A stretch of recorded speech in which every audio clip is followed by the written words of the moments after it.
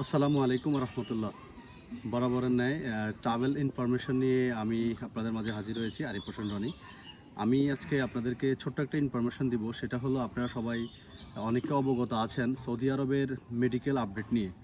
তো আমরা যারা এই বিষয় নিয়ে কাজ করি, ওয়ার্ক পারমিট নিয়ে কাজ করি সৌদি আরব সহ বিভিন্ন দেশের, এই বিষয়গুলো প্রতিনিয়ত আপডেট হয় এবং আমরা সেটা যাত্রীদেরকে জানাতে হয়। তো আমি আপনাদেরকে ভিডিও আকারে ইনফরমেশনটা দিতে চাই এই যে, সৌদি আরবের মেডিকেলের অফেদ সফটওয়্যার সার্ভারে কিছু আপডেট অলরেডি আসছে, অনেক আগে থেকে আসছে এবং কার্যক্রম চলতেছে।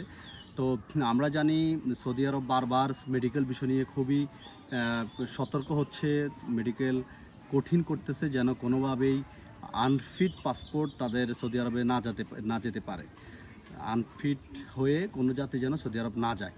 তো সেই জন্য তারা বিভিন্ন পথ অবলম্বন করছে যে একবার পাসপোর্ট, যে পাসপোর্টে আনফিট হয়েছে সেই পাসপোর্টে পরবর্তীতে মেডিকেল করে ফিট হলেও সেখানে ভিসা তারা দেয় না।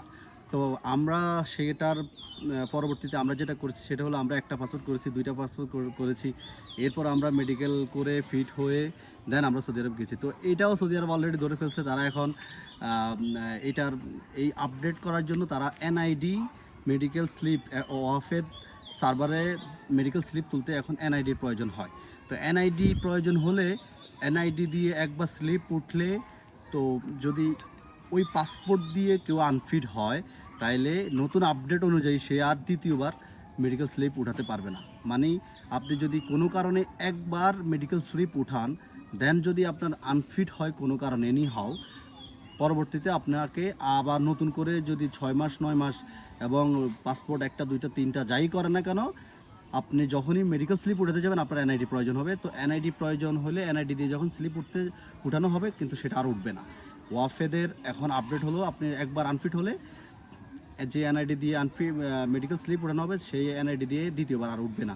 তো সেই জন্য আপনাদের করণীয় হলো, আপনারা মেডিকেল করার পূর্বে যে কোনো ট্রাস্টেড মেডিকেল সেন্টার, ঢাকা শহর সহ বিভিন্ন জায়গায় অনেক ট্রাস্টেড মেডিকেল সেন্টার রয়েছে, যেগুলো একটা টেস্ট মেডিকেল করলে পরবর্তীতে ওই অনুযায়ী মেডিকেল করলে ফিট হয়। আবার ব্যাঙের ছাতার মতো শত শত মেডিকেল সেন্টার রয়েছে, যেটা আপনাকে শুধু মেডিকেলটা করাবে শো আপ, এটাতে কিছুই হয় না। ওরা যে রিপোর্টগুলো দিবে এগুলো কিছুই না, ওরা নিজেরাই কোনো কিছু টেস্ট না করেই দিবে।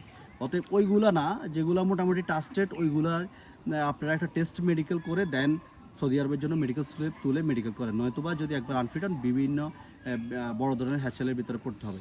তো এটা সতর্ক করার জন্য। আর এটার জন্য যদি কারো ইনফরমেশন প্রয়োজন হয়, কোথায় ট্রাস্টেড আছে, যদি আপনার না থাকে, আমাদের কাছ থেকে সহযোগিতা নিতে পারেন, আমরা সেই বিষয়ে কাজ করবো ইনশাল্লাহ।